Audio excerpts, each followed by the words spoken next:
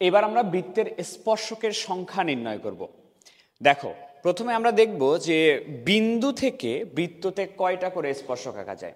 এটা তোমাদের এর আগেও আমি বলছিলাম যে একটা বিন্দু যদি বৃত্তের বাহিরে অবস্থিত হয়, বৃত্তের বহিস্থ বিন্দু থেকে একটা বিন্দু যদি বৃত্তের বাহিরে অবস্থিত হয়, বহিস্থ বিন্দু থেকে বৃত্তে স্পর্শক আঁকা যায় দুইটা। বহিস্থ বিন্দু থেকে স্পর্শক আঁকা যাবে দুটা, এটা একটা, এটা একটা। বিন্দু যদি বৃত্তের উপরে অবস্থিত হয়, ধরো এখানে একটা বৃত্ত আছে, একটা বিন্দু বৃত্তটার উপরে অবস্থিত, বৃত্তের উপরে অবস্থিত বিন্দু থেকে বৃত্ততে স্পর্শক আঁকা যাবে শুধুমাত্র একটা, একটা স্পর্শক আঁকা যাবে। আর কোনো একটা বিন্দু যদি বৃত্তের ভিতরে অবস্থিত হয়, বিন্দু যদি বৃত্তের ভিতরে অবস্থিত হয়, খেয়াল করে দেখো, ভিতরে অবস্থিত বিন্দুতে বৃত্তে কোনো স্পর্শক আঁকা যাবে না, যেটাই আঁকো না কেন সেটাই তোমার ছেদক হয়ে যাবে। তো এখানে স্পর্শকের সংখ্যা নাই। তাহলে বৃত্তের বহিস্থ বিন্দু থেকে বৃত্ততে অঙ্কিত স্পর্শক সংখ্যা দুইটা। বৃত্তের উপরস্থ বিন্দুতে স্পর্শক সংখ্যা একটা, আর বৃত্তের ভিতরে অবস্থিত বিন্দুতে বা অন্তস্থ বিন্দুতে স্পর্শক সংখ্যা হচ্ছে 0টি। এখন ম্যাথ কিভাবে করবা? ম্যাথ করার নিয়ম হচ্ছে, তোমাকে একটা বৃত্তের সমীকরণ দেওয়া থাকবে, একটা বিন্দু দেওয়া থাকবে, কোশ্চেন বলবে এই বিন্দু থেকে বৃত্তটাতে কয়টা স্পর্শক আঁকা যায়। তাহলে তুমি প্রথমে করবা কি, বিন্দুটা আগে বৃত্তের সমীকরণে বসাবা। এর আগে আমরা দেখছিলাম ফার্স্ট চ্যাপ্টারে, বিন্দুটা বৃত্তের সমীকরণে বসায়া বাম পক্ষে বসাইলে যদি ডান পক্ষের সাথে মিলে যায়, বা সহজ কথায় যদি 0 আসে, আদর্শ সমীকরণে বসাইলে বিন্দুটা বৃত্তের সমীকরণের বাম পক্ষে বসাইলে যদি 0 আসে, 0 আসা মানে কি, বিন্দুটা বৃত্তের উপরে অবস্থিত। যদি প্লাস আসে, বিন্দুটা বৃত্তের বাহিরে অবস্থিত। যদি মাইনাস আসে, বিন্দুটা বৃত্তের ভিতরে অবস্থিত। এইটা আগে খেয়াল করে নিবা, তারপরে তুমি অটোমেটিক্যালি অ্যান্সার দিতে পারবা যে কয়টা স্পর্শক আঁকা যায়। কোশ্চেন দেখা যাক। কোশ্চেন হচ্ছে, এ বি সি শীর্ষ বিশিষ্ট একটি ত্রিভুজের পরিবৃত্ত আছে। এ বি সি শীর্ষ বিশিষ্ট একটা ত্রিভুজের পরিবৃত্ত আছে। এ বি সি শীর্ষ বিশিষ্ট ত্রিভুজের পরিবৃত্তটা এটা। ধরো এ হচ্ছে 1, √3, বি হচ্ছে 1 - √3, আর সি হচ্ছে 3 - 3। আমি প্রথমে আগে এই যাই আসুক না কেন কোয়েশ্চেন, এই বৃত্তটার সমীকরণ বের করে নিব। কিভাবে বের করে নিব? দেখো তো, 3 বিন্দুগামী বৃত্ত না, প্রথম চ্যাপ্টারে ম্যাথ করাইছি 3 বিন্দুগামী বৃত্তের সমীকরণ। প্রথমে আগে বৃত্তের সমীকরণ ধরে নিবা, 3টা বিন্দু দিয়ে স্যাটিসফাই করে দিবা, 3টা ইকুয়েশন পাওয়া যাবে। পাওয়া গেলে জির মান, এফ এর মান, সি এর মান বসাই দিলে বৃত্তের সমীকরণে যে এটা আসবে, বৃত্তের সমীকরণ আসবে x² + y² - 7x + 3 = 0। এটা হচ্ছে এই বৃত্তের সমীকরণটা পাবা তুমি। কোশ্চেন বলছে, শীর্ষ বিশিষ্ট একটি ত্রিভুজের পরিবৃত্তের উপর, এই বৃত্তটার উপর 5,2 বিন্দু হতে কতটি স্পর্শক আঁকা যাবে? 5,2 বিন্দু হইতে এই বৃত্তের উপরে কয়টা স্পর্শক আঁকা যাবে? তাহলে আমি আগে দেখব 5,2 অ্যাকচুয়ালি অবস্থিত কোথায়। তাহলে আসো 5,2 বসায় দেখি। 5/2, 1 বিন্দুটি বাম পক্ষে বসিয়ে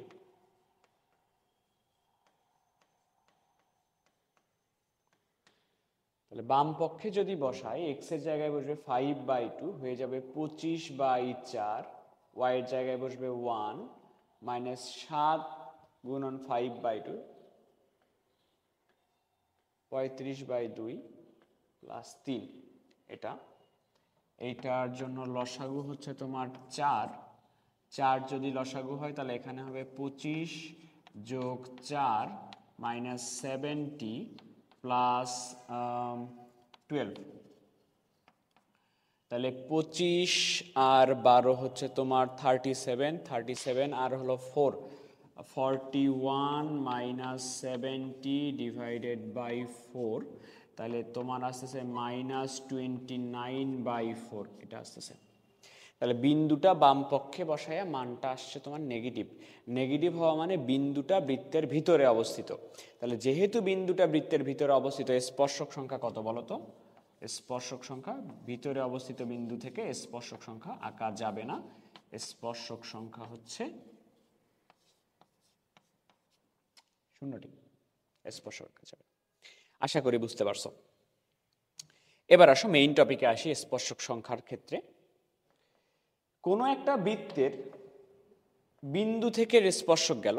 এবার আমরা দেখতে চাই বৃত্তের, দুটা বৃত্তের সাধারণ স্পর্শক, দুটা বৃত্তের সাধারণ স্পর্শক দেখতে চাই।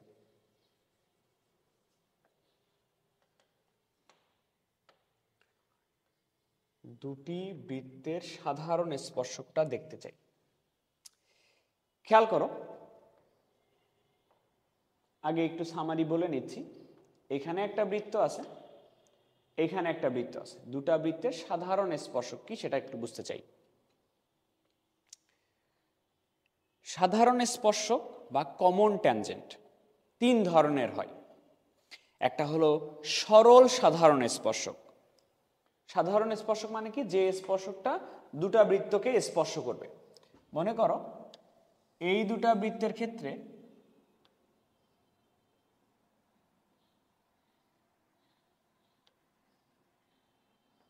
এই যে স্পর্শকটা, এই দুটা বৃত্তের ক্ষেত্রে এই যে স্পর্শকটা, এটা দুইটা বৃত্তের একই পাশে অবস্থিত না? একই পাশে অবস্থিত হলে এই ধরনের স্পর্শককে বলা হয় সরল সাধারণ স্পর্শক, এটা বলা হয়। সাধারণ স্পর্শক কিনা, দুটাতেই কমন কিনা, এই কারণে সাধারণ স্পর্শক। একই পাশে অবস্থিত হলে সরল সাধারণ স্পর্শক। আবার যদি ব্যাপারটা এমন হয়, ধরো এইটা একটা বৃত্ত,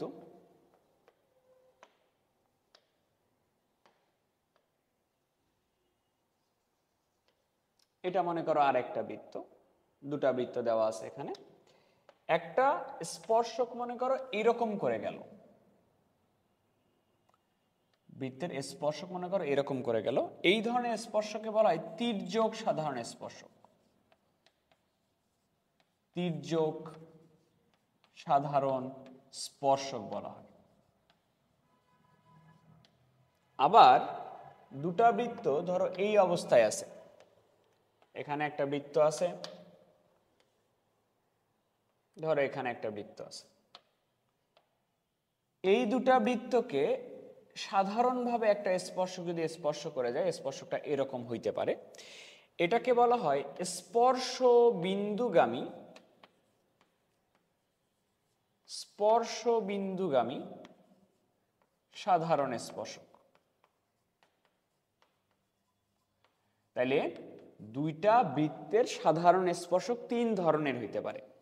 একটা হচ্ছে সরল সাধারণ স্পর্শক, যে সাধারণ স্পর্শকটা একই পাশে থাকবে। তির্যক সাধারণ স্পর্শক, তির্যক লিখছি।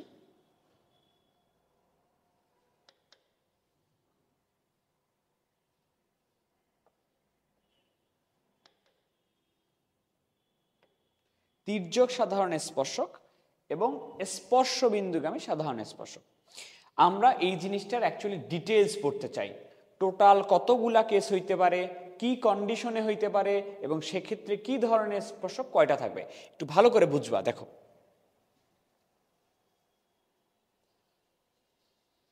এদিকে দেখো, প্রথমে আমরা যেটা করব, এখানে আমরা দুটা বৃত্তের অবস্থানের চিত্রটা আঁকায় নিব। এখানে আমরা স্পর্শক সংখ্যা লিখব, যে কয়টা স্পর্শক হইতে পারে।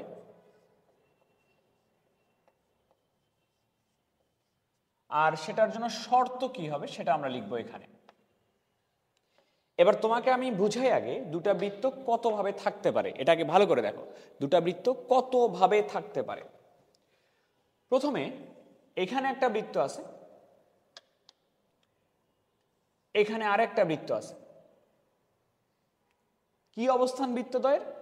বৃত্তদ্বয়ের অবস্থান হলো দুটা বৃত্ত একটা আরেকটাকে স্পর্শ বা ছেদ করে না, স্পর্শ করে না, ছেদ করে না। থাকতে পারে কিনা এরকম করে থাকতে পারে। এবার আসো এই জিনিসটাকে আমি আস্তে আস্তে কাছে নিয়ে আসতে চাই, এই জিনিসটাকে আস্তে আস্তে কাছে নিয়ে আসতে চাই। ধরো এটা একটা বৃত্ত আছে, এটা একটা বৃত্ত আছে, এখানে আর একটা বৃত্ত আছে। এবার কাছে নিয়ে আসছি, দুটা বৃত্ত পরস্পরকে যে বহিস্থভাবে স্পর্শ করছে, দুটা বৃত্ত পরস্পরকে বহিস্থভাবে স্পর্শ করছে, হইতে পারে কিনা? বহিস্থভাবে স্পর্শ করলো। তারপরে আসো এরকম হইতে পারে কিনা বহিস্থভাবে স্পর্শ করার পরে, পরের স্লাইডে লিখতেছি, দুটা বৃত্ত বহিস্থভাবে স্পর্শ করলো। বহিস্থভাবে স্পর্শ করছিল মানে কি? বহিস্থভাবে স্পর্শ করছিল মানে এই যে এই অবস্থায় ছিল। এবার তারপরে হইতে পারে কি দুটা বৃত্ত এরকম করে চলে আসছে, একটা আর একটাকে ছেদ করে, হইতে পারে কিনা? তারপরে কি হইতে পারে, এটা ভিতরের দিকে যাইতে যাইতে একদম আর একটা বৃত্তের একদম ভিতরে চলে যাইতে পারে কিনা, মানে সহজ কথায় দুটা বৃত্ত অন্তস্থভাবে স্পর্শ করে, এইটা হইতে পারে কিনা? অন্তস্থভাবে স্পর্শ করে হইতে পারে। এবং এইদিকে যাইতে যাইতে লাস্ট আর একটা কেস হইতে পারে, সেটা হচ্ছে এরকম, যেটা একটা বৃত্ত আছে, এটা তো এইদিকে চাপতেছিল, চাপতে চাপতে একটা বৃত্তের ভিতরে আর একটা বৃত্তে চলে আসছে, এরকম হইতে পারে কিনা? দুটা বৃত্ত নর্মালি এই টোটাল ওয়েতে থাকতে পারে, এই টোটাল 5টা ওয়েতে থাকতে পারে। আবারও দেখে নাও। প্রথমে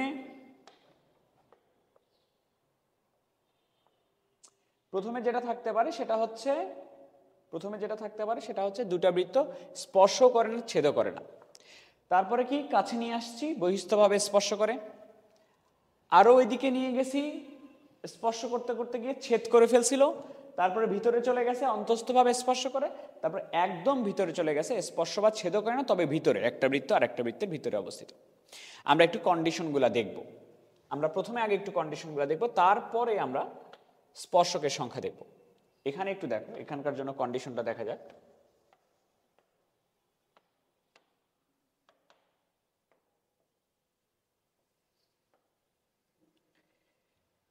এটা হচ্ছে প্রথম বৃত্তের কেন্দ্র, এটা প্রথম বৃত্তের ব্যাসার্ধ, এটা দ্বিতীয় বৃত্তের কেন্দ্র, দ্বিতীয় বৃত্তের ব্যাসার্ধটা আমি আঁকাই দিচ্ছি। এটা হচ্ছে দ্বিতীয় বৃত্তের ব্যাসার্ধ, নাম দেই। ধরো প্রথম বৃত্তের কেন্দ্র হচ্ছে C1, দ্বিতীয় বৃত্তের কেন্দ্র হচ্ছে C2। প্রথম বৃত্তের ব্যাসার্ধ হচ্ছে R1, দ্বিতীয় বৃত্তের ব্যাসার্ধ হলো R2। আমরা একটা কন্ডিশনে যাইতে চাই যে কি শর্তে স্পর্শ করবে না বা ছেদও করবে না, এটা আমি এর আগেও দেখছিলাম।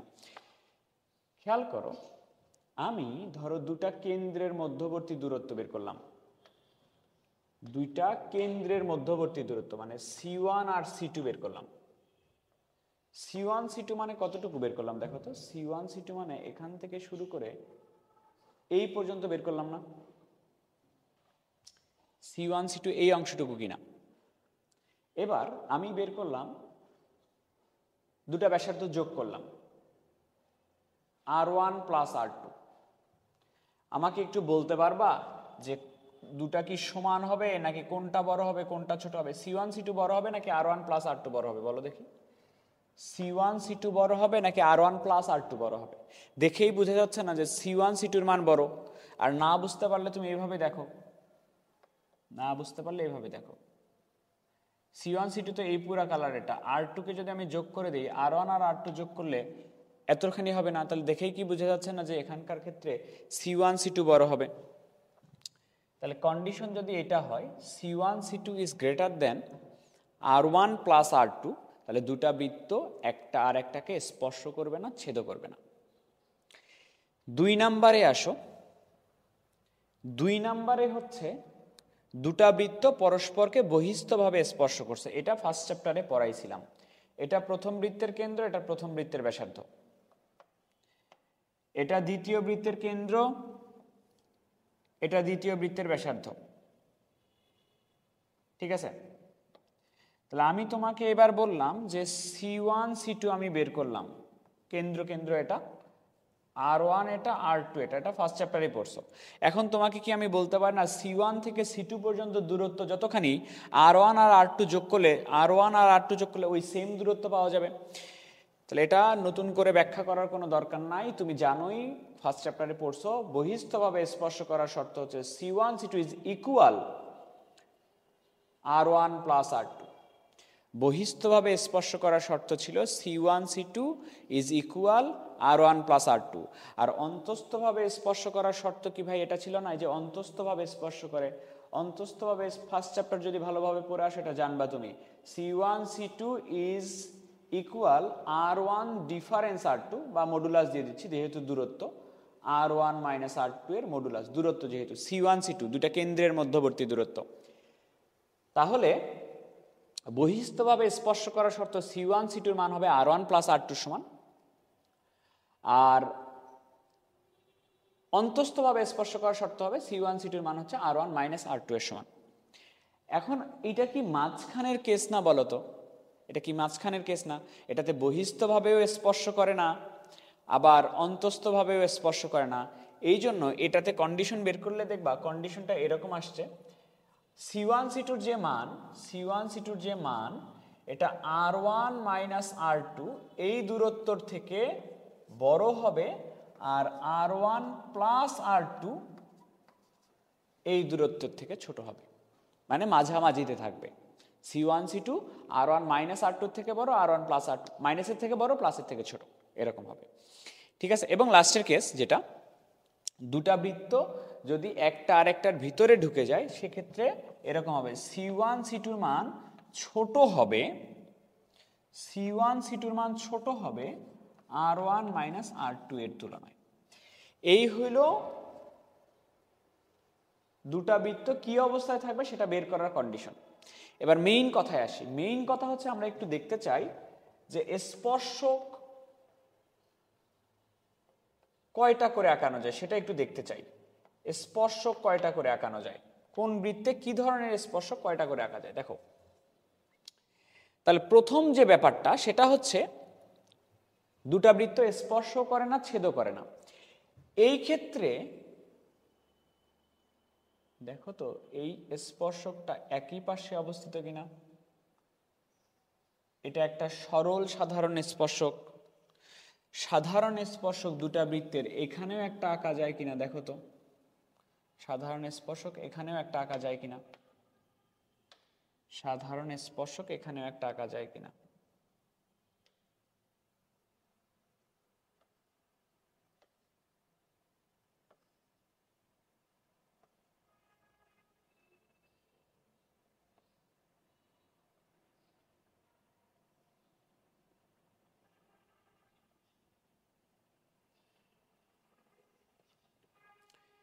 তাহলে এই দুটা হচ্ছে সরল সাধারণ স্পর্শক, দুটা বৃত্ত বহিস্থভাবে স্পর্শ বা ছেদ না করলে। এবার সে তির্যকের কথায় আসি। দেখো, এই দুটা বৃত্তের ক্ষেত্রে এটা একটা তির্যক সাধারণ স্পর্শক আঁকা যাবে নিশ্চয়ই, তির্যক সাধারণ স্পর্শক এখানে একটা, এবং এই পাশ দিয়েও একটা তির্যক সাধারণ স্পর্শক আঁকা যায়, এই যে। তাহলে এই ক্ষেত্রে টোটাল স্পর্শক আঁকা যায় হলো তোমার চারটা। দুটা সরল সাধারণ স্পর্শক আঁকা যায়, দুটা তির্যক সাধারণ স্পর্শক আঁকা যায়। তাহলে স্পর্শকের সংখ্যা চারটি, দুটা সরল সাধারণ, দুটা তির্যক সাধারণ। দুটা বৃত্ত যদি বহিস্থভাবে স্পর্শ করে তাহলে খেয়াল করো, সরল সাধারণ স্পর্শক উপরে একটা নিচে একটা এরকম আঁকা যাবে। এটা একটা সরল সাধারণ স্পর্শক আর এটা একটা সরল সাধারণ স্পর্শক। সরল সাধারণ স্পর্শক দুটো আঁকা যায়, বলো তো আর স্পর্শক আঁকা যাবে? এই যে স্পর্শ বিন্দু দিয়ে যায় এমন স্পর্শক আঁকা যায় একটা, স্পর্শ বিন্দুগামী স্পর্শক আঁকা যায় একটা। তাহলে টোটাল স্পর্শক আঁকা যায় তিনটা, দুটা সরল সাধারণ, একটা স্পর্শ বিন্দুগামী স্পর্শক। তুমি চিত্র আঁকলেই বুঝতে পারবা স্পর্শকের সংখ্যা হলো তিনটি। এবার এটাতে আসো, যদি দুটা বৃত্ত ছেদ করে, দুটা বৃত্ত ছেদ করে, দেখো উপরে থেকে দুটা সরল সাধারণ স্পর্শক দুটো আঁকা যাবে। এটা একটা সরল সাধারণ স্পর্শক এটা একটা সরল সাধারণ স্পর্শক। আর কোনো কি স্পর্শক আঁকা যাবে এক্ষেত্রে? আঁকা যাবে না। তাহলে এক্ষেত্রে স্পর্শকের সংখ্যা হচ্ছে 2টি। খেয়াল করে দেখো, প্রথমে ছিল 4টি, বৃত্ত যখন দূরে দূরে ছিল 4টি, যখন কাছে নিয়ে আসছি স্পর্শকের সংখ্যা কিন্তু কমতেছে। দূরে যখন ছিল তখন ম্যাক্সিমাম সংখ্যক স্পর্শক 4টা, তারপর হয়েছে 3টা, তারপর হয়েছে 2টা। এবার দেখো এক্ষেত্রে স্পর্শক আঁকা যাবে একটাই, সেটা হলো স্পর্শ বিন্দুগামী স্পর্শক। স্পর্শক আঁকা যায় একটা। এবং লাস্ট যে কেস বলতে পারবা ওইখানে স্পর্শক কয়টা আঁকা যায়? ওইখানে স্পর্শক একটাও আঁকা যায় না, স্পর্শক আঁকা যায় 0টি। দুটা বৃত্তের সাধারণ স্পর্শক তুমি যদি আঁকতে চাও সেটা ছেদক হয়ে যাবে আরেকটা বৃত্তের, সো এই ক্ষেত্রে স্পর্শক আঁকা যায় না। ঠিক আছে, তো এই হইল ব্যাপার। দুটা বৃত্ত যখন দূরে দূরে থাকবে তখন ম্যাক্সিমাম সংখ্যক স্পর্শক আঁকা যায় 4টা। বহিস্থভাবে স্পর্শ করলে দেখো চিত্রে 3টা, ছেদ করলে 2টা, অন্তস্থভাবে স্পর্শ করলে 1টা, ছেদ করলে 2টা, অন্তস্থভাবে স্পর্শ করলে 1টা, একটা বৃত্তের ভিতরে আরেকটা থাকলে একটাও স্পর্শক আঁকা যায় না। আচ্ছা, আসো ম্যাথ করা যাক এখন একটু। কোশ্চেন বলছে the number of common tangents to the circle. এই বৃত্ত দুটাতে কমন ট্যানজেন্ট বা সাধারণ স্পর্শক কয়টা আছে? আমরা একটু কেন্দ্রগুলা বের করে নিই। প্রথম বৃত্তের কেন্দ্র হচ্ছে তোমার 9 আর 15/2, এটা হলো প্রথম বৃত্তের কেন্দ্র। আর প্রথম বৃত্তের ব্যাসার্ধ √81 225/4 -131।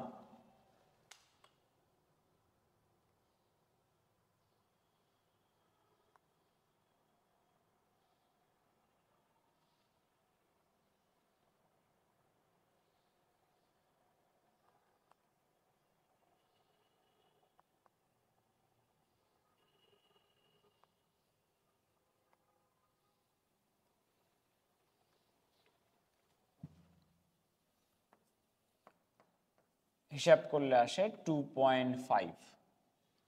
দ্বিতীয় বৃত্তের ক্ষেত্রে C2, দ্বিতীয় বৃত্তের কেন্দ্র হচ্ছে তোমার 3,3, ব্যাসার্ধ R2 হচ্ছে √9 + 9 + 7, 18 + 7 25, আসে হলো 5। এখন কয়টা স্পর্শক আঁকা যাবে এটার জন্য তোমাকে আগে বুঝতে হবে বৃত্ত দুটা কি অবস্থায় আছে, বহিস্থভাবে আছে, অন্তস্থভাবে আছে, নাকি ছেদ বা স্পর্শ করে নেই, কিভাবে আছে সেটা জানতে হবে। এবং সেটা জানার জন্য আমরা কন্ডিশন বের করছি, এগুলা কন্ডিশন বের করছি। এগুলা যে কন্ডিশনে হোক না কেন, দেখো তো দুটাতে C1 C2 আছে এবং R1 + R2 বা R1 - R2 আছে। এই কাজটা আমরা একটু করে নিব আগে। তাহলে আমরা আগে কেন্দ্রদ্বয়ের মধ্যবর্তী দূরত্ব C1 C2টা বের করে নিই। C1 C2টা বের করে নিই। C1 C2টা এরকম হবে √9 - 3 এটার উপরে স্কয়ার প্লাস 15/2 -3 এটার উপরে স্কয়ার। C1 C2 এর মান বের করলে দেখো কত আসে, আসবে হলো 7.5। C1 C2 এর মান 7.5 আসছে। তাহলে ওইটা দেখো R2 এর মান 5, R1 এর মান 2.5, দুটো যোগ করলে হয় না বিয়োগ করলে হয়? তাহলে C1 C2 সমান এটাকে আমরা লিখতে পারি 2.5 + 5। তাহলে C1 C2 সমান R1 + R2 এরকম আসছে। তা তোমাকে এটা দেখে বুঝতে হবে দুটা বৃত্ত কি অবস্থায় আছে। C1 C2 সমান R1 + R2 আসছে। তাহলে C1 C2 সমান আসছে R1 + R2। C1 C2 সমান R1 + R2 আসলে দুটা বৃত্তের স্পর্শক আঁকা যাবে কয়টা? দুটা বৃত্তের স্পর্শক আঁকা যাবে 3টা।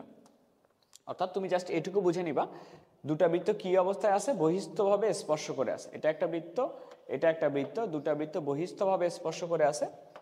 বহিস্থভাবে স্পর্শ করলে এটা একটা স্পর্শক। জিজ্ঞেস করতে পারে এইভাবে, সরল সাধারণ স্পর্শক কয়টা, তির্যক সাধারণ স্পর্শক কয়টা, স্পর্শ বিন্দুগামী স্পর্শক কয়টা। আরেকটা কথা একটু বলে দিই, স্পর্শ বিন্দুগামী স্পর্শকের কথা সব বইয়ে বলা নাই, ওইটাকেও অনেক বইয়ে তির্যক সাধারণ স্পর্শকই ধরে নেওয়া হয়। তাহলে স্পর্শকের সংখ্যা, টোটাল স্পর্শকের সংখ্যা 3টা। স্পর্শক বলতে সাধারণ স্পর্শক সংখ্যা, দুটা বৃত্তের কমন স্পর্শক সংখ্যা, সাধারণ স্পর্শকের সংখ্যা 3টি। ঠিক আছে, সাধারণ স্পর্শকের সংখ্যা 3টি। তো আমরা এই স্পর্শকগুলোর সমীকরণ বের করব একটু পরে। তার আগে আমরা একটু কি করব, আমরা একটু স্পর্শকের দৈর্ঘ্য বের করা শিখে নেব। সমীকরণ পরে বের করতেছি, সমীকরণ পরে বের করতেছি, দৈর্ঘ্য বের করে নিব। এটা ইম্পর্টেন্ট, একটু দেখো বইটা, এটা থেকে কোশ্চেন আসছে। আমরা একটু সরল সাধারণ স্পর্শকের দৈর্ঘ্যটা বের করে নিব। সরল সাধারণ স্পর্শকের দৈর্ঘ্য, সরল সাধারণ স্পর্শকের দৈর্ঘ্য। খেয়াল করো, এখানে তোমার একটা বৃত্ত আছে, এটা একটা বৃত্ত, এখানে তোমার আর একটা বৃত্ত আছে। এই বৃত্তের কেন্দ্র এটা, এই বৃত্তের কেন্দ্র এটা।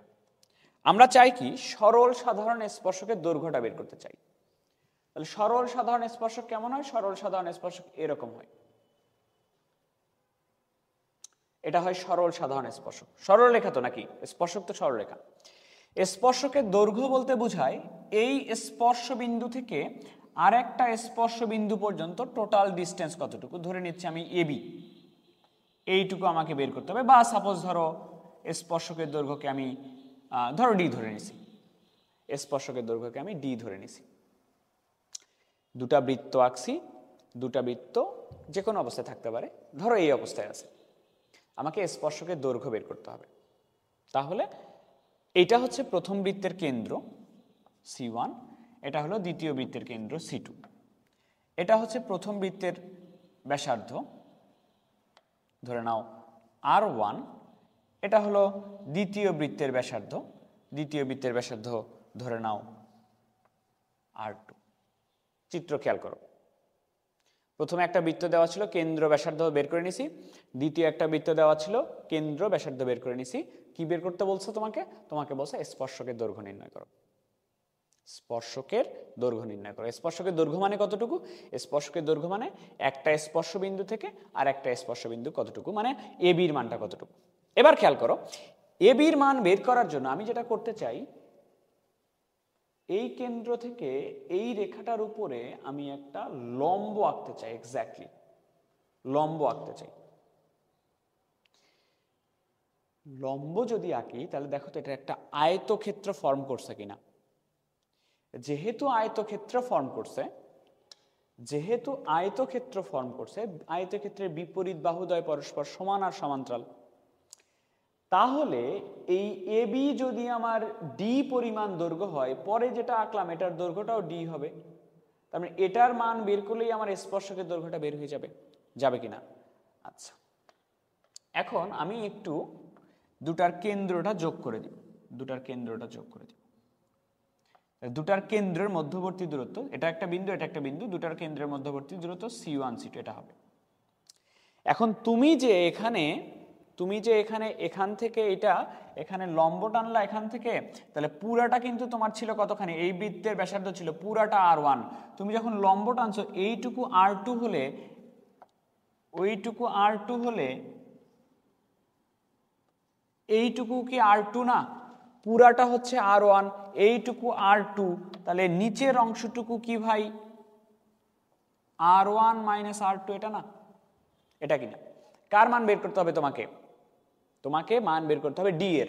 তুমি খেয়াল করো তো, তুমি এখান থেকে এখানে একটা লম্ব টানছো কিনা? লম্ব টানছো মানে ওইখানে একটা সমকোণী ত্রিভুজ তৈরি হয়েছে কিনা? তাহলে এটা একটা সমকোণী ত্রিভুজ, তার সবকিছু জানা, পিথাগোরাস দিলেই হয়ে যাচ্ছে। তাহলে অতিভুজ স্কয়ার, অতিভুজ কত? অতিভুজ স্কয়ার সমান লম্ব স্কয়ার প্লাস ভূমি স্কয়ার। ভূমি কত? এটা। কার মান বের করতে চাও? ডি। তাহলে ডি স্কয়ার সমান লেখা যায় C1 C2 এটার উপরে স্কয়ার, C1 C2 এটার উপরে square minus R1 minus R2 এটার উপরে স্কয়ার। তাহলে ডি এর মান হবে, ডি এর মান হবে রুট ওভার C1 C2 এটার উপরে square minus R1 minus R2 এটার উপরে স্কয়ার। এটাই সূত্র। C1 C2 এর উপরে square minus R1 minus R2 এর উপরে square, C1 C2 square minus R1 minus R2 square. এটা কার দৈর্ঘ্য? সরল সাধারণ স্পর্শকের দৈর্ঘ্য বের করলে। ঠিক আছে, সরল সাধারণ স্পর্শকের দৈর্ঘ্য বের করলাম C1 C2 square minus R1 minus R2 square. এবার আসো একটু তির্যক সাধারণ স্পর্শকের দৈর্ঘ্যটাও বের করে নিই। তির্যক সাধারণ স্পর্শকটা দৈর্ঘ্য বের করে দেই, তারপর অন্য কথায় যাচ্ছি। মনে করো এখানে একটা বৃত্ত আছে, এটা বৃত্তের কেন্দ্র। এখানে আর একটা বৃত্ত আছে, এটা বৃত্তের কেন্দ্র। তাহলে বৃত্তটার এটার কেন্দ্র হলো C1, এটার কেন্দ্র হলো C2। এবার একটা স্পর্শক আছে, সেই স্পর্শকটা হচ্ছে এই অবস্থায় আছে।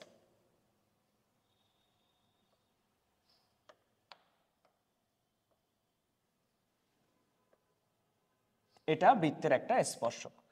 স্পর্শকের দৈর্ঘ্য কতখানি? এই স্পর্শ বিন্দু থেকে এই স্পর্শ বিন্দু থেকে, এটা মনে করো এ বিন্দু থেকে বি বিন্দু। তাহলে স্পর্শকের দৈর্ঘ্য আমি ধরে নিব ডি।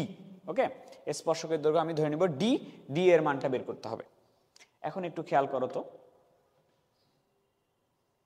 এটা প্রথম বৃত্তের ব্যাসার্ধ,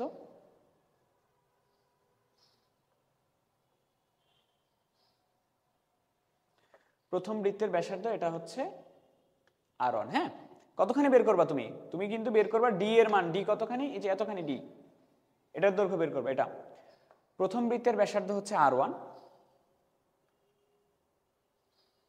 দ্বিতীয় বৃত্তের ব্যাসার্ধ হলো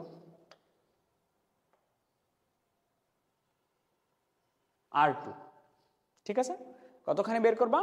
এবি, এবির দৈর্ঘ্য। তো এবি বের করার জন্য ওই সেম ভাবে আমি প্রথমে আগে করতেছি কি, এই ব্যাসার্ধটাকে এইদিকে একটু বর্ধিত করে দিচ্ছি। এইদিকে একটু বর্ধিত করে দিলাম। বর্ধিত করে দেওয়ার পরে এই কেন্দ্র থেকে ওটার উপর একটা লম্ব আঁকবো। এই যে লম্ব আঁকছি, দেখো। এখন একটু বলো তো, তুমি যখন এখান থেকে ওটার উপরে লম্ব আঁকলা, একটা আয়তক্ষেত্র উৎপন্ন হয়েছে কিনা? আয়তক্ষেত্র উৎপন্ন হয়েছে মানে কি? আয়তক্ষেত্র উৎপন্ন হয়েছে মানে কি, এই বাহুর দৈর্ঘ্য আর এই বাহুর দৈর্ঘ্য সমান হবে। এটার মানও তো ডি হবে নাকি? এটার মানও তো ডি হবে। স্পর্শকের দৈর্ঘ্য ডি যদি হয়, ওটাও ডি হবে। এবার আসো একটু ব্যাসার্ধ বের করে নেওয়া যাক। এখান থেকে এই পর্যন্ত ছিল তোমার R1। তুমি যখন এখান থেকে লম্ব আঁকছো, এইটুকু যদি R2 হয়, এখানে এইটুকু হচ্ছে তোমার R2। তাহলে পুরাটা কতখানি হচ্ছে? পুরাটা হচ্ছে R1 প্লাস R2 হয়ে যাচ্ছে না? আচ্ছা, এবার দুটা কেন্দ্র আমি যোগ করে দিব। দুটা কেন্দ্র আমি যোগ করে দিচ্ছি। দুটা কেন্দ্রের মধ্যবর্তী দূরত্ব আমি বলতেছি C1 C2 বলতেছি। দুটা কেন্দ্রের মধ্যবর্তী দূরত্ব বলতেছি C1 C2। আচ্ছা, তুমি এখান থেকে এখানে একটা লম্ব টানছিলাম। লম্ব টানছিলাম মানে কি, এই কোণটা 90 ডিগ্রি। 90 ডিগ্রি হওয়া মানে কি, সমকোণ। সমকোণী ত্রিভুজ পিথাগোরাসের উপপাদ্য দিব। অতিভুজ স্কয়ার, অতিভুজ হচ্ছে এটা, অতিভুজ হলো C1 C2। অতিভুজ স্কয়ার সমান লম্ব স্কয়ার, ধরো ডি। লম্ব হলো ডি, লম্ব স্কয়ার প্লাস ভূমি স্কয়ার। ভূমি কিন্তু এই পুরোটা, ভূমি হচ্ছে R1 প্লাস R2, এটার উপরে স্কয়ার।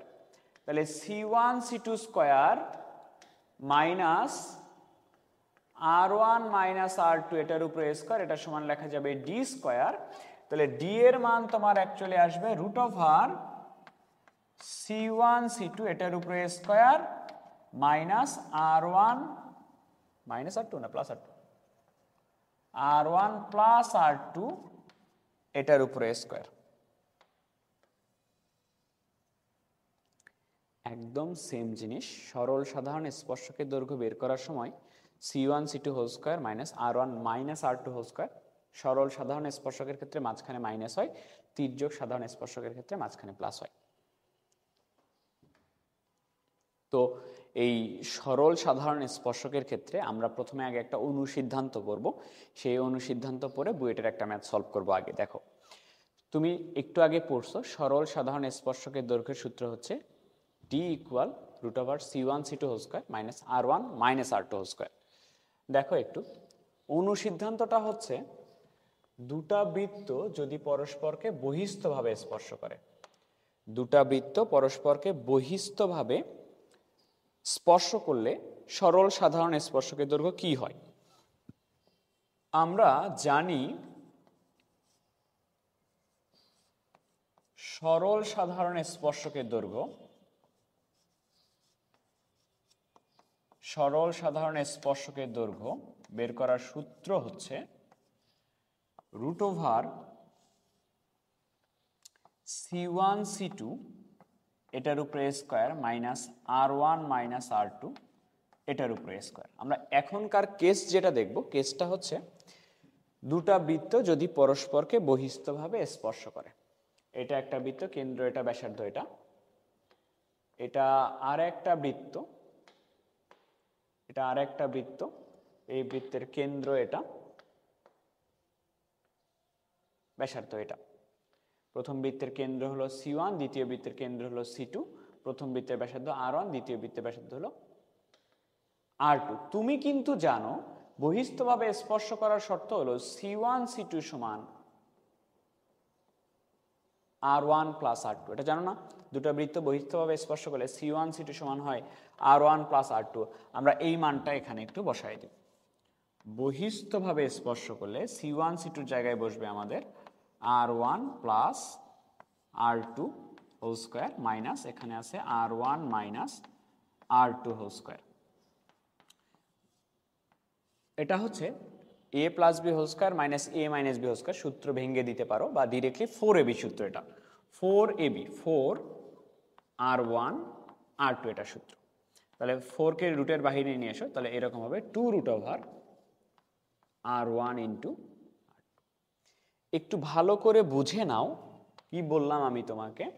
সরল সাধারণ স্পর্শকের দৈর্ঘ্য বের করাচ্ছি আমি তোমাকে যদি দুটা বৃত্ত পরস্পরকে বহিস্থভাবে স্পর্শ করে। দুটা বৃত্ত পরস্পরকে বহিস্থভাবে স্পর্শ করলে সরল সাধারণ স্পর্শকের দৈর্ঘ্য হবে 2, ফার্স্টে 2√, প্রথম বৃত্তের ব্যাসার্ধ, দ্বিতীয় বৃত্তের ব্যাসার্ধ। জাস্ট এইটুকু করলে স্পর্শকের দৈর্ঘ্য পাওয়া যাবে। 2 ইন্টু √, প্রথম বৃত্তের ব্যাসার্ধ, 2√, r1 আর r2, যে দুটা বৃত্ত পরস্পরকে স্পর্শ করবে সেই দুটা, 2√, r1 r2। কোশ্চেন দেখো, কোশ্চেন পড়ে নাও, কোশ্চেন পড়ে নাও।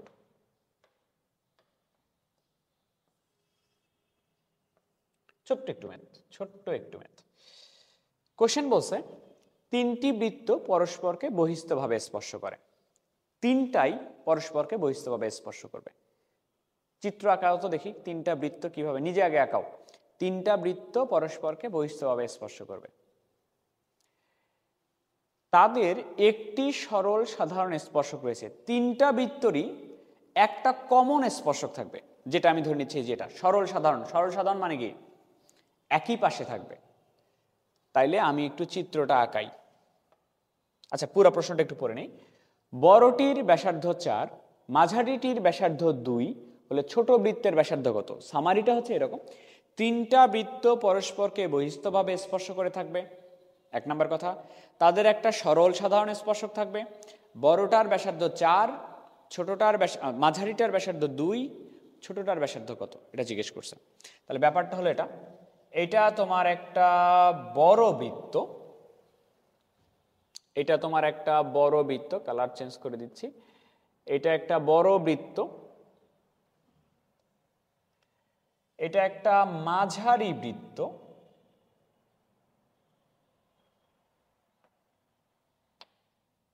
এটা একটা মাঝারি বৃত্ত। দেখো তো বহিস্থভাবে স্পর্শ করছে কিনা, এদের একটা সরল সাধারণ স্পর্শক আছে কিনা। আর একটা বৃত্ত, তিনটা বৃত্ত হবে, একটা ছোট বৃত্ত হবে, আর একটা ছোট বৃত্ত এখানে আঁকতে হবে।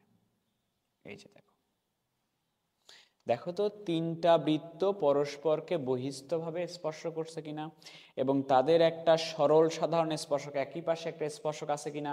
কোশ্চেন পরে যাক আরো। বড়টির ব্যাসার্ধ, বড়টার ব্যাসার্ধ ধরো r1, এটা বলা আছে 4। মাঝারিটির ব্যাসার্ধ এটা হলো r2, এটা ধরো বলা আছে 2। আর ছোটটির ব্যাসার্ধ হলো r3 হলে ছোট বৃত্তের ব্যাসার্ধ কত, মানে r3 এর মান বের করতে বলছে। এবার একটু খেয়াল করো তো, আমরা স্পর্শকের দৈর্ঘ্য দিয়ে ম্যাথটা শেষ করে ফেলতে পারি। এইটা স্পর্শ বিন্দু না, ধরো দিচ্ছি এ বিন্দু। এটা আর একটা স্পর্শ বিন্দু না, ধরো দিচ্ছি বি বিন্দু। এটা আর একটা স্পর্শ বিন্দু না, ধরো সি বিন্দু দিলাম। তাহলে স্পর্শকের দৈর্ঘ্য এসি, খেয়াল করো আমি এখান থেকে লিখতে পারবো না এসি যতখানি হবে সেই এসির মানটা পাওয়া যাবে, এসির মানটা পাওয়া যাবে এবি আর বিসির মানটা যোগ করে। এবি প্লাস বিসি এটার মানটা যোগ করে। তাহলে এসি কি জিনিস দেখো তো, একটা স্পর্শবিন্দু থেকে আর একটা স্পর্শবিন্দু, স্পর্শকের দৈর্ঘ্য না এটা। কোন কোন বৃত্তের স্পর্শকের দৈর্ঘ্য? প্রথম বৃত্ত এবং দ্বিতীয় বৃত্তের স্পর্শকের দৈর্ঘ্য হলো এসি। এইটা আর এইটার স্পর্শকের দৈর্ঘ্য এসি কিনা। দুটা বৃত্ত কি অবস্থায় আছে? দুটা বৃত্ত বহিস্থভাবে স্পর্শ করে আছে না? তুমি একটু আগে কি পড়লা? দুটা বৃত্ত বহিস্থভাবে স্পর্শ করলে সরল সাধারণ স্পর্শকের দৈর্ঘ্য বের করার সূত্র 2 ইন্টু রুট ওভার দুটার ব্যাসার্ধ, 2 রুট ওভার দুটার ব্যাসার্ধ। তাহলে 2 রুট ওভার এটার ব্যাসার্ধ হচ্ছে 4 আর ওইটার ব্যাসার্ধ হচ্ছে 2। এবার আসো এ বি। ভাই এ হচ্ছে এটা স্পর্শবিন্দু, বি স্পর্শবিন্দু, তাহলে এইটুকু কি স্পর্শকের দৈর্ঘ্য না? এই দুটার সরল সাধারণ স্পর্শকের দৈর্ঘ্য না? তাহলে এই দুটার সরল সাধারণ, এই দুটাও কি বহিস্থভাবে স্পর্শ করছে না? তাহলে এটা লেখা যাবে কিনা 2 রুট ওভার এই দুটার ব্যাসার্ধ, একটার ব্যাসার্ধ 4 আর একটার ব্যাসার্ধ কত? R3 প্লাস বিসি, এটাও কি স্পর্শকের দৈর্ঘ্য না? সরল সাধারণ স্পর্শকের দৈর্ঘ্য 2 রুট ওভার এটার ব্যাসার্ধ ওটার ব্যাসার্ধ গুণ হবে, তাহলে 2R3। তো এখান থেকে ইজিলি R3 বের করা যাবে। এটা কত? 4 রুট 2 আসবে টোটালি, 4 রুট 2 আসতেছে, এটা আসতেছে 4 রুট ওভার R3। এখানে যদি রুট আলাদা করে দেই তাহলে 2 রুট 2 আলাদা করে দিলাম, রুট R3 আলাদা করে দিলাম, 4 রুট 2 থাকলো ইকুয়াল রুট R3 কমন যাবে, রুট R3 কমন যাবে, রুট R3 কমন গেলে আসবে 4 প্লাস 2 রুট 2। তাহলে রুট R3 এটার মান হবে 4 root 2 divided by 4 plus 2 root 2। তাহলে R3 এর মান হবে 4 রুট 2 বাই 4 প্লাস 2 রুট 2 এটার উপরে স্কোয়ার। জাস্ট একটা কনসেপ্ট লাগছে এই ম্যাথ করতে, সেটা হলো সরল সাধারণ স্পর্শকের দৈর্ঘ্য কোন ক্ষেত্রে? যখন দুটা বৃত্ত পরস্পরকে বহিস্থভাবে স্পর্শ করে। এবার আমরা সরল সাধারণ স্পর্শকের সমীকরণ বের করার একটু পদ্ধতি দেখি। সরল সাধারণ স্পর্শকের সমীকরণ বের করার পদ্ধতি একটু দেখি, খেয়াল করো। এইখানে এরকম হইতে পারে দুটা বৃত্তের ব্যাসার্ধ সমান নয়। দুটা বৃত্তের ব্যাসার্ধ সমান না হলে, দুটা বৃত্তের ব্যাসার্ধ সমান না হলে সরল সাধারণ স্পর্শক যেটা তুমি আঁকবা, ধরো এটা একটা সরল সাধারণ স্পর্শক আছে, আর একটু ছোট করে দিই, ধরো এটা একটা সরল সাধারণ স্পর্শক। সরল সাধারণ স্পর্শকে তোমাকে সমীকরণ বের করতে বলা হচ্ছে। এইটা আর একটা সরল সাধারণ স্পর্শক। দুটা বৃত্তের ব্যাসার্ধ যদি সমান না হয় তাহলে সরল সাধারণ স্পর্শকটা যদি সমান না হলে, তুমি চিন্তা করে দেখো, ব্যাসার্ধ যদি সমান না হয়, ছোট বড় বৃত্ত হলে সরল সাধারণ স্পর্শকটা কোনো না কোনো একটা বিন্দুতে কিন্তু ছেদ করবেই। ধরো এটা টি বিন্দু, তাহলে তুমি যখন সমীকরণ বের করবা, তুমি এই বিন্দু যদি বের করতে পারো তাহলে সরল সাধারণ স্পর্শকটা এক বিন্দুগামী সরল রেখার সমীকরণ কিন্তু হবে। এক বিন্দুগামী সরল রেখার এই টি বিন্দুটা বের করতে হবে। এখন টি বিন্দু কেমনে বের করবা এটা একটু বুঝাই দিই। ধরো এটা বৃত্তের কেন্দ্র, এটা এই বৃত্তের কেন্দ্র, আমি কেন্দ্র দুটো যোগ করে দিচ্ছি, কেন্দ্র দুটো যোগ করে এখানে আমি ছেদ করে দিচ্ছি। তাহলে এটা হলো প্রথম বৃত্তের কেন্দ্র, এটা হচ্ছে দ্বিতীয় বৃত্তের কেন্দ্র, এইটা হচ্ছে প্রথম বৃত্তের ব্যাসার্ধ, এইটা হচ্ছে দ্বিতীয় বৃত্তের ব্যাসার্ধ। এটা হচ্ছে R1, এটা হচ্ছে R2, এটা ধরো স্পর্শকের দৈর্ঘ্য ছিল AB, এরকম ছিল। এই বিন্দুর নাম দাও ধরো টি। খেয়াল করে দেখো ভাই, এখানে দুটা ত্রিভুজ উৎপন্ন হয়েছে। একটা হচ্ছে এই ত্রিভুজ একটা উৎপন্ন হয়েছে এখানে, এইটা একটা ত্রিভুজ উৎপন্ন হয়েছে, এবং এখানে এইটা আর একটা ত্রিভুজ উৎপন্ন হয়েছে। এবং তুমি অবজার্ভ করে দেখো ত্রিভুজের তিনটা কোণই কিন্তু সমান। কিভাবে সমান? এই কোণটা তো দুটা ত্রিভুজেরই কমন কোণ, তাই না? এই কোণটা তো এই বড় ত্রিভুজটারও কোণ, ছোট ত্রিভুজটারও কোণ, এইটা কমন কোণ, এই কোণ তার মানে সমান। এখানে তুমি লম্ব টানছো, এখানে লম্ব টানছো 90 ডিগ্রি, এই কোণটাও সমান। দুটা কোণ সমান হয়ে গেলে আর একটা কোণ তো সমান হইতে বাধ্য। তাহলে ত্রিভুজের দুটা ত্রিভুজেরই তিনটা কোণই সমান। হ্যাঁ, দুটা ত্রিভুজের তিনটা কোণই সমান। তিনটা কোণ যদি সমান হয়ে যায় আমরা ত্রিভুজটাকে বলি সদৃশকোণী ত্রিভুজ। আর সদৃশকোণী ত্রিভুজের বাহুগুলার অনুপাত সমান হয়। সদৃশকোণী ত্রিভুজের বাহুগুলার অনুপাত সমান হয়। তাহলে আমরা এখানে লিখতে পারি কি, দেখো এই বাহু কতখানি? এই বাহু হলো, এটার এই বাহু হলো C1T, এটা বাই এটার এই বাহু, এই দুটার অনুপাত, এই বাহুর অনুপাত হলো C2T ইকুয়াল, এই বাহুর দরকার নেই, এই বাহুটা নেই, এটার বাহুর দৈর্ঘ্য হচ্ছে R1 আর এটার বাহুর দৈর্ঘ্য হচ্ছে R2। এরকম লেখা যায়। তুমি যদি সরল রেখার দ্বিতীয় চ্যাপ্টারটা পড়ে আসো, অন্তবিভক্ত এবং বহির্বিভক্ত সূত্র, তাহলে তুমি এটা জানো যে দুটার মধ্যে কমন কে আছে? দুটার মধ্যে কমন আছে টি।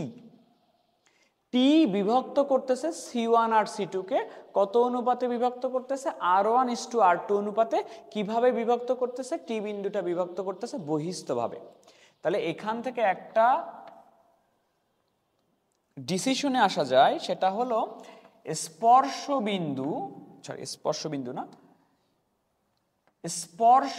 দ্বয়ের ছেদ বিন্দু, যেটা স্পর্শক দ্বয়ের ছেদ বিন্দু টি C1 C2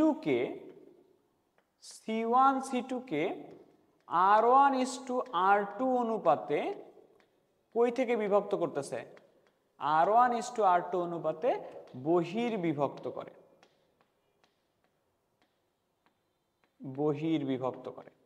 ঠিক আছে? তাইলে আপাতত জাস্ট এটুকু মনে রাখলে হচ্ছে যে সরল সাধারণ স্পর্শক যদি কখনো বের করো, সেক্ষেত্রে স্পর্শকদ্বয়ের ছেদ বিন্দু যেটা থাকবে ওইটা C1 C2 কে, দুটা কেন্দ্রকে ব্যাসার্ধের অনুপাতে বহির্বিভক্ত করবে। কেন্দ্রকে ব্যাসার্ধের অনুপাতে বহির্বিভক্ত করবে। আমি তির্যক এটা ভাই লিখে দিলাম। তির্যক সাধারণ স্পর্শকের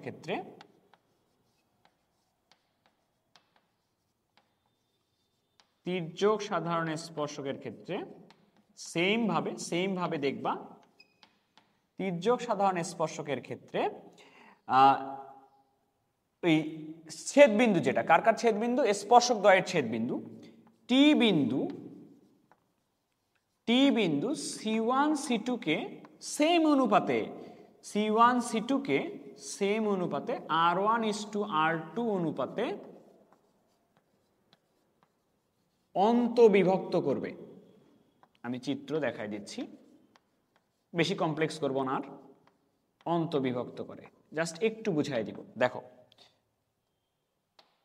মনে করো এটা একটা বৃত্ত আর এটা একটা বৃত্ত, দুটা বৃত্তের তির্যক সাধারণ স্পর্শক। এটা একটা তির্যক সাধারণ স্পর্শক,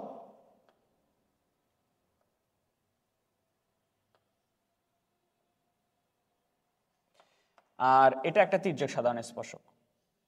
ঠিক আছে? আর C1 C2 কোথায়? C1 C2 হচ্ছে যে এখানে, তির্যক সাধারণ স্পর্শকের ছেদ বিন্দু কোনটা? এটা টি না? টি বিন্দুটা এই C1 C2 কে কিভাবে বিভক্ত করতেছে? টি বিন্দুটা স্পর্শক দ্বয়ের ছেদ বিন্দু টি বিন্দুটা অন্তস্থভাবে বিভক্ত করতেছে কিনা। তাহলে আমি এবার বলি স্পর্শকের সমীকরণ তুমি কিভাবে বের করবা। যদি দুটা সমীকরণের দুটা বৃত্তের ব্যাসার্ধ যদি সমান না হলে তুমি আগে এই অনুপাতটা দিয়ে টি বিন্দুর স্থানাঙ্কটা আগে বের করে নিবা। টি বিন্দুর স্থানাঙ্ক বের করে নিবা। যারা সরল রেখা ভালো মতো পড়ো নাই তারা স্কিপ করাই ভালো হবে, তারা দেখলে মাথা গুলাবে আর কি। হ্যাঁ, এটা দেখো না, যারা সরলরেখা ভালো করে পড়ছো তারা দেখো। প্রথমে আগে এই অনুপাত দিয়ে টি বিন্দুটা বের করে নিবা। তাহলে টি বিন্দু তুমি যখন জানো, তো এটা একটা এক বিন্দুগামী সরলরেখা। এক বিন্দুগামী সরলরেখাটা কিনা স্পর্শকটা, এক বিন্দুগামী সরলরেখার সমীকরণ দিবা, দিয়ে একটা অজানা রাশি থাকবে। স্পর্শকের ক্ষেত্রে অজানা রাশির মান বের করার সূত্র হচ্ছে ডি ইজ ইকুয়াল আর। আর ব্যাপারটা যদি এরকম হয়, দুটা বৃত্ত একদম ইকুয়াল ব্যাসার্ধ, দুটা বৃত্তের ব্যাসার্ধ সমান, সেক্ষেত্রে তুমি সরল সাধারণ স্পর্শকের সমীকরণ বের করবা। এই যে এটা,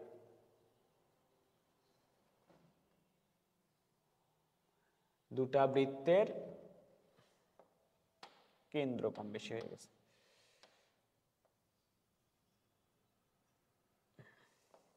দুটা বৃত্তের ব্যাসার্ধ সমান, ব্যাসার্ধ সমান হলে সরল সাধারণ স্পর্শক দেখো তো এই জায়গায় হবে কিনা।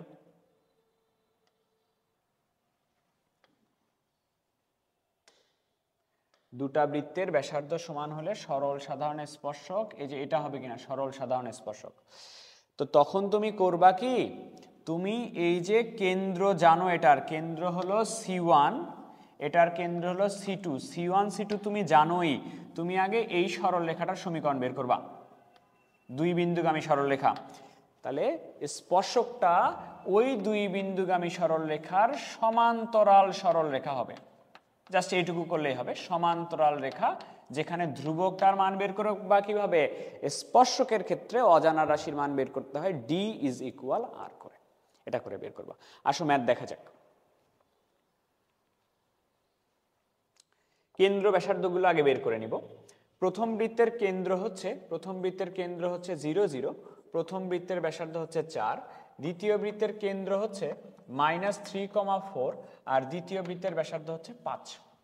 এরকম বৃত্ত দুটি সরল সাধারণ স্পর্শক দুটি সমীকরণ নির্ণয় করো। তাহলে চিত্র কি আঁকবো? চিত্র না আঁকেই করায়, চিত্র আঁকলে বেশি কমপ্লেক্স মনে হচ্ছে তোমাদের কাছে। আচ্ছা, তাহলে সরল সাধারণ স্পর্শক দুটার ছেদ বিন্দু, আচ্ছা চিত্র আঁকানো উচিত। মনে করো এটা একটা বৃত্ত, এটা একটা বৃত্ত, ব্যাসার্ধ তো সমান নয় নাকি? তাহলে সরল সাধারণ স্পর্শক যে দুটা থাকবে, সরল সাধারণ স্পর্শক দুটা এই যে এরকম হবে, এরকম হবে, আর একটা এরকম হবে।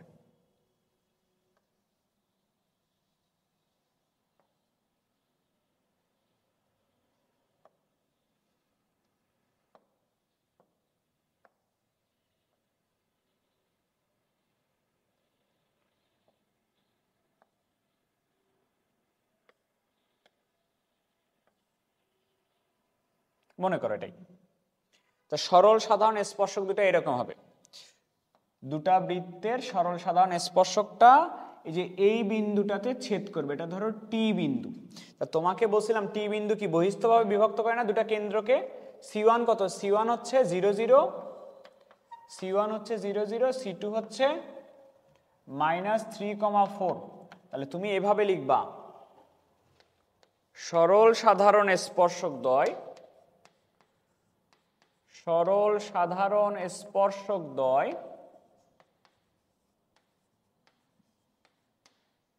C1 হচ্ছে 0 0 ও C2 হচ্ছে -3,4 কে কত অনুপাতে কিভাবে বিভক্ত করে? R1:R2। R1 কত? R1 হচ্ছে 4:R2 হলো 5। এই অনুপাতে কিভাবে বিভক্ত করে? এই অনুপাতে বহির্বিভক্ত করে। এইরকম লিখলাম। এবার তাহলে টি বিন্দুটা আগে বের করে নেই। বহির্বিভক্তের সূত্রটা ছিল এরকম, বহির্বিভক্তের সূত্র ছিল M1, M1 এর মান 4, M1x2 minus M2x1 by M1 minus M2। এরপরে M1y2 minus M2y1 divided by M1 minus M2। তাহলে টি বিন্দুর স্থানাঙ্ক আসছে, এখানে আসতেছে -12 বাই -1, 12 -16। তাহলে টি বিন্দুর স্থানাঙ্ক আসতেছে 12, -16। তাহলে এখন তুমি যে স্পর্শকটা দেখতেছো, দুটা স্পর্শক কি এই টি বিন্দুগামী কিনা? দুটা স্পর্শক কি টি বিন্দুগামী হইলে স্পর্শকের সমীকরণ কি এরকম হবে না? স্পর্শকের সমীকরণ কি এরকম হবে না? y মাইনাস y1 এটা equal m into x minus x1 এরকম হবে কিনা? তাহলে y plus 16 equal mx minus 12m, সবগুলাকে যদি আমি এক পাশে নিয়ে যাই তাহলে mx minus y minus 16 minus 12m equal 0। এটাই স্পর্শকের সমীকরণ হবে, যার মধ্যে একটা আননোন আছে, আননোনটা m।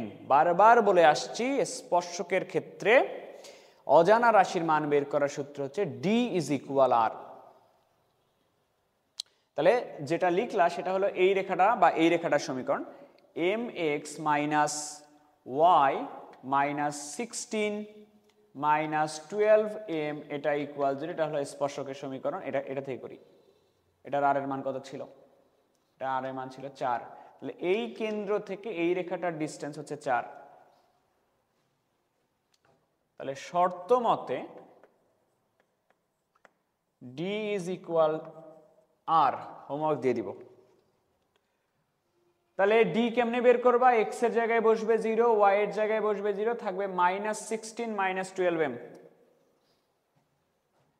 Minus 16 minus 12m by root over x এর সহগের উপরে স্কোয়ার প্লাস y এর সহগের square, m square plus 1, m square plus 1 এটা ইকুয়াল হচ্ছে তোমার 4। উপরে থেকে 4 কমন যায়, 4 মাইনাস 4 কমন যাবে, অ্যাকচুয়ালি মাইনাস 4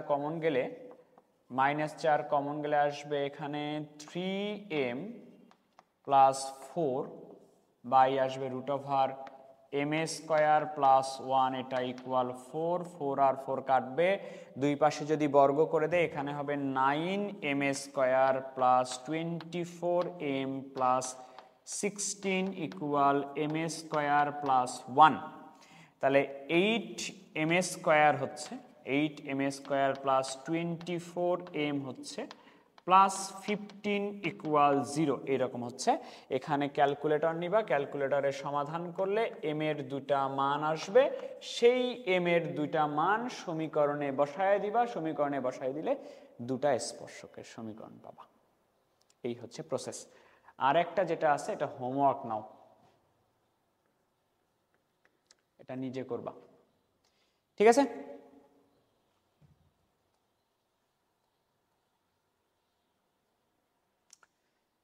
কোশ্চেন পড়ে নাও,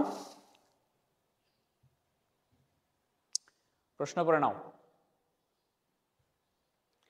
এই বৃত্তে একটি বর্গ অন্তস্থ রয়েছে, বৃত্তের কেন্দ্র কত? 1,-2, ব্যাসার্ধ হচ্ছে রুট ওভার 1 আর 4 5, 5 - 3 2। একটা বৃত্তে একটি বর্গ অন্তস্থ রয়েছে, সোজা কথায় এটা মনে করো একটা বর্গ একটা বৃত্তের মধ্যে রয়েছে। কোশ্চেন এটা দেখো, এই বৃত্তে একটি বর্গ অন্তস্থ রয়েছে, বৃত্তটাতে একটা বর্গ আছে, বর্গের বাহুগুলো স্থানাঙ্কের অক্ষের সমান্তরাল, মানে এক্স অক্ষ আর ওয়াই অক্ষের সমান্তরাল বর্গের বাহুগুলো। এই বাহুগুলো ধরো এক্স অক্ষের সমান্তরাল, আর এইটা হচ্ছে এই দুটা বাহু ওয়াই অক্ষের সমান্তরাল, ঠিক আছে?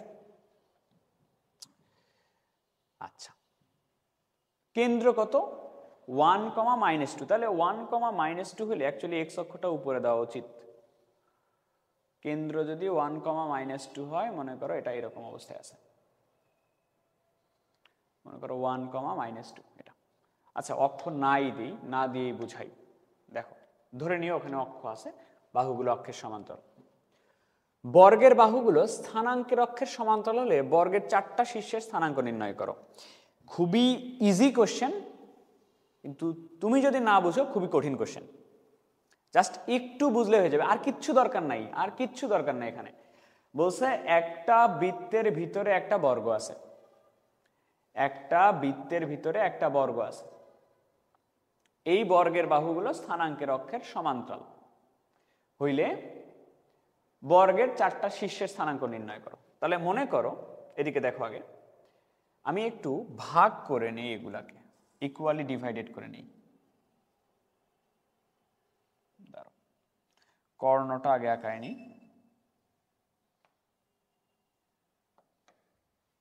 এটা একটা কর্ণ, এটা একটা কর্ণ। কর্ণ যদি ওইটা হয়, একটা এইখানে হবে বাহু অর্ধেক করলে, আর একটা বাহু অর্ধেক করলে এইখানে আসবে, ঠিক আছে? আচ্ছা, এখন তুমি আমাকে বলো এইটা তাহলে বৃত্তের কেন্দ্রটা হবে। কেন্দ্র কত দেওয়া আছে? 1, -2। এটা আমি একটু পরে বসাচ্ছি, 1, -2। ব্যাসার্ধ কত দেওয়া আছে? √2। তাহলে এখান থেকে এই পর্যন্ত এটা হলো √2 না? এখান থেকে এই পর্যন্ত √2, এটা √2। আমি একটু বর্গের যে কোনো একটা বাহুর দৈর্ঘ্যটা বের করতে চাই। বর্গের বাহুর দৈর্ঘ্য একটা বের করলে তো সবগুলো সিমিলার হবে। তাহলে আমরা কি জানি না যে বর্গের কর্ণ পরস্পরকে সমকোণে সমদ্বিখণ্ডিত করে? এখানে 90 ডিগ্রি। বর্গের কর্ণ পরস্পরকে সমদ্বিকোণে সমদ্বিখণ্ডিত করে, এখানে 90 ডিগ্রি হলে এই ত্রিভুজটা একটা সমকোণী ত্রিভুজ। সমকোণী ত্রিভুজ হলে এটা যদি সমকোণ হয়, এটা অতিভুজ হবে না? তাহলে অতিভুজ আমরা কিভাবে বের করি? অতিভুজ বের করি এটা দিয়ে, √, এটার উপরে স্কোয়ার যোগ এটার উপরে স্কোয়ার, 2 যোগ 2 কত হবে? 4। √4 মানে কত আসবে? 2 আসবে। আমি লিখি করি। বর্গের বাহুর দৈর্ঘ্য, বর্গের বাহুর দৈর্ঘ্য √2 উপরে স্কোয়ার প্লাস √2 উপরে স্কোয়ার। বাহুর দৈর্ঘ্য আস্তে আস্তে তোমার 2 একক। বাহুর দৈর্ঘ্য যদি 2 একক হয়, মানে এখান থেকে এই পর্যন্ত যদি 2 একক হয় পুরোটা, তাহলে সবগুলাকে ভাগ করলে এটা হবে 1, এটা হবে 1, এটা হবে 1, এটা হবে 1, মানে পুরোটা 2। এটা 1, এটা 1, এটা 1, এটা 1, এরকম হবে নিশ্চয়ই। আমি চিত্রটা একটু আবার আঁকাবো, শুধু বর্গটা আঁকাবো, এবার আর বৃত্তের দরকার নেই। বৃত্তের দরকার নেই। কোশ্চেন কি বলছে একটু পড়ে নিও তো। কোশ্চেন বলছে বর্গের 4টা শীর্ষবিন্দুর স্থানাঙ্ক নির্ণয় করো। এটা একটা কর্ণ ছিল, এটা একটা কর্ণ ছিল,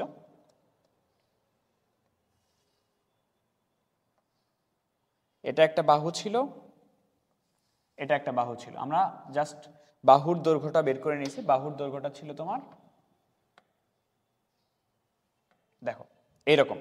বৃত্তের কেন্দ্রটা বসাও এবার এখানে। বৃত্তের কেন্দ্রটা বের করে নিয়েছিলাম 1, -2। এই পয়েন্টটা হচ্ছে 1, -2। এটা হলো ধরো এ শীর্ষ, বি শীর্ষ, সি ডি শীর্ষ, এটা বের করে নিছো। তুমি বের করে নিলা বর্গের বাহুর দৈর্ঘ্য হলো 2। বাহুর দৈর্ঘ্য 2 হলে এতখানি হচ্ছে 1, এটা হচ্ছে 1, এই উপরের অংশটা 1, নিচের অংশটা 1। এই বাহুর দৈর্ঘ্য 2, বাহুর দৈর্ঘ্য 2। এবার আসো, হয়ে গেছে ম্যাথ। তোমাকে এই শীর্ষের স্থানাঙ্ক বের করা লাগবে। এটা খেয়াল করো তো, এই জায়গায় ভুজের মান কত? 1, কোটির মান -2। এখন এই পয়েন্টে তুমি জানো ভুজের মান 1, কোটির মান -2। এখন এই পয়েন্টে আসতে চাচ্ছ, তুমি এই জায়গাতে আসতে চাচ্ছ, এখানে আসতে চাইলে এই পয়েন্টটা থেকে ডান দিকে কি 1 ঘর বেশি আসা লাগে না? তাহলে ভুজের মান আগে ছিল 1, ভুজের মান ডান দিকে 1 ঘর আসছে, মানে কি ভুজের মান 1 বেড়ে যাবে। আর কোটির মান, এইটা যদি 1 হয়, এটাও কি 1 না? উপরের দিকে যদি ওঠো, এই পয়েন্টে আসো, তাহলে ভুজের মান 1 বেড়ে যাবে, কোটির মান উপরে 1 বেড়ে যাবে কিনা? তাহলে বিন্দুটার স্থানাঙ্ক এখানকার এইটা হবে কিনা দেখো তো। ভুজ আগে 1 ছিল, এখন ভুজের সাথে আরো 1 বেড়ে যাবে। কোটি ছিল আগে এইরকম, তার সাথে আরো 1 বেড়ে যাবে, এরকম হবে কিনা? এই বিন্দুর স্থানাঙ্ক আমি বের করব। তাহলে এখানে ছিল ভুজের মান 1, তাহলে এইখানে আসতে হলে এক্স অক্ষ বরাবর কি ডান দিকে 1 ঘর আসা লাগে না? তাহলে ভুজের মান কি 1 বেড়ে গেল না? আর এই পয়েন্টে আসতে হলে নিচের দিকে এক ঘর আসা লাগে না, তাহলে কোটির মান নিচের দিকে যেহেতু আসছো, আগে যা ছিল তার থেকে 1 কমে গেল কিনা, -2 -1 এরকম হবে কিনা বলো তো। এই পাশে কমপ্লিট। এবার আশা করি এই পাশে দুটো তুমি পারবা, আমি তারপরে করে দিচ্ছি। তাহলে এই বিন্দুতে আসতে চাই আমি, এই বিন্দুতে আসতে চাইলে এখানে ছিল ভুজের মান 1, তাহলে বাম দিকে যদি আসি তাহলে ভুজ কিন্তু কমে যাবে, ভুজের মান 1 থেকে -1 হবে। আর উপরের দিকে যদি আমি উঠি তাহলে আগের কোটি -2 এর সাথে কিন্তু 1 যোগ হবে উপরের দিকে উঠলে, তাহলে এই বিন্দুর স্থানাঙ্ক এটা হবে। এবং লাস্ট এটা হচ্ছে এখান থেকে ভুজের মান বাম দিকে আসা লাগতেছে, ভুজের মান ওইখানে ছিল 1 -1, -2 ছিল কোটি, নিচের দিকে আসা লাগতেছে 1 ঘর, -1 হবে। এটা হিসাব করে দেখো, যেটা হবে সেটাই হচ্ছে এই বর্গক্ষেত্রের 4টা বিন্দুর স্থানাঙ্ক। ঠিক আছে, ওকে। এবার এটা হচ্ছে হোমওয়ার্ক। লাস্ট একটা জিনিস পড়ায় চ্যাপ্টার শেষ করতেছি, কনসেপ্ট পড়াইতে যাব না, জাস্ট বলে দিচ্ছি। অ্যাঙ্গেল বিটুইন টু সার্কেল, দুটা বৃত্তের মধ্যবর্তী কোণ নির্ণয়, দুটা বৃত্তের মধ্যবর্তী কোণ নির্ণয়, দুটা বৃত্তের মধ্যবর্তী কোণ নির্ণয়। খেয়াল করো, এখানে একটা বৃত্ত আছে, এখানে একটা বৃত্ত আছে, দুটা বৃত্ত পরস্পরকে ছেদ করে না, স্পর্শ করে না, এক্ষেত্রে কোণ আনডিফাইন্ড, কোণ বের করা যাবে না, কোণ সংজ্ঞায়িতই না।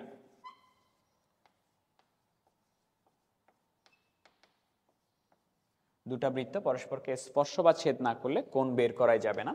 যদি এমন হয় একটা বৃত্ত আর একটা বৃত্তকে স্পর্শ করছে, একটা বৃত্ত আর একটা বৃত্তকে স্পর্শ করলে কোণের পরিমাণটা হচ্ছে 0 ডিগ্রি, এই দুটা ফিক্সড। স্পর্শ বা ছেদ না করলে কোণ নাই, আর স্পর্শ বা ছেদ না করলে কোণ আনডিফাইন্ড, বের করাই যাবে না। যদি স্পর্শ করে তাহলে কোণ হচ্ছে 0 ডিগ্রি। আর যেটা পড়াইতে চাই সেটা হচ্ছে দুটা বৃত্ত মনে করো এরকম করে পরস্পরকে ছেদ করছে, দুটা বৃত্ত পরস্পরকে এরকম করে ছেদ করছে। তো তোমাকে বলছে এক্ষেত্রে কোণ বের করা যাবে, তোমাকে বলছে দুটা বৃত্তের মধ্যবর্তী কোণ নির্ণয় করো। দুটা বৃত্তের মধ্যবর্তী কোনোদিনই কোনো কোণ হয় না। বক্ররেখার ক্ষেত্রে, যে কোনো বক্রের, শুধু বৃত্ত না, যে কোনো বক্ররেখার ক্ষেত্রে মধ্যবর্তী কোণ বের করতে বললে তাদের স্পর্শক দ্বয়ের মধ্যবর্তী কোণ বের করতে হয়। তাহলে তুমি দেখো, যে বিন্দুতে ছেদ করছে,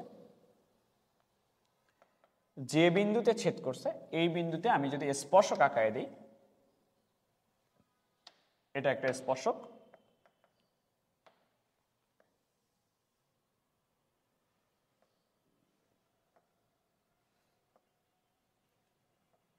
এটা একটা স্পর্শক। এই স্পর্শক দ্বয়ের মধ্যবর্তী কোণ যেটা হবে এটাই হবে দুটা বৃত্তের মধ্যবর্তী কোণ। অ্যাকচুয়ালি বক্ররেখার ক্ষেত্রে এই কাহিনী, যে বক্ররেখার কোণ হয় না, স্পর্শক আঁকাও তাদের মধ্যবর্তী কোণ।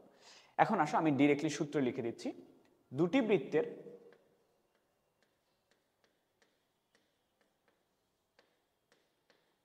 মধ্যবর্তী কোণ থিটা হলে, দুটি বৃত্তের মধ্যবর্তী কোণ থিটা হলে সূত্র হলো cos 180 - থিটা, এটা সমান প্রথম বৃত্তের ব্যাসার্ধের উপরে স্কয়ার প্লাস দ্বিতীয় বৃত্তের ব্যাসার্ধের উপরে স্কয়ার মাইনাস কেন্দ্রদ্বয়ের দূরত্বের উপরে স্কয়ার, c1 c2 উপরে square divided by 2 into r1 into r2। ওই যে কোসাইন সূত্র, ত্রিকোণমিতির যে কোসাইন সূত্র পড়ছো ওইটা দিলে এটা জাস্ট চলে আসে। আচ্ছা, এই হচ্ছে কোণ নির্ণয়ের সূত্র। এখন কোনোদিন যদি বইটা কোশ্চেন আসে এরকম করে যে দুটা বৃত্ত অর্থোগোনাল, এটাও একটু মাথায় রাখো, দুটা বৃত্ত অর্থোগোনাল, সেক্ষেত্রে থিটা যেটা, থিটার মান হবে 90 ডিগ্রি। জাস্ট কোণ বের করতে দুটা বৃত্তের কেন্দ্র আর ব্যাসার্ধ হইলে হয়ে যায়। ঠিক আছে, এই হচ্ছে বৃত্ত চ্যাপ্টার শেষ। যারা লাস্ট পর্যন্ত করছো, লাস্ট টপিক পর্যন্ত করছো, তোমাদেরকে বলে দেই এই চ্যাপ্টারের ক্ষেত্রে অ্যাডমিশন পর্যন্ত কোনো কিছু আর নতুন করে করতে হবে না, যা পড়াইছি তা সব এনাফ, যা পড়াইছি তুমি ইঞ্জিনিয়ারিং পর্যন্ত এনাফ, আর নতুন কিচ্ছু করতে হবে না। তো বৃত্ত চ্যাপ্টার এই পর্যন্তই শেষ।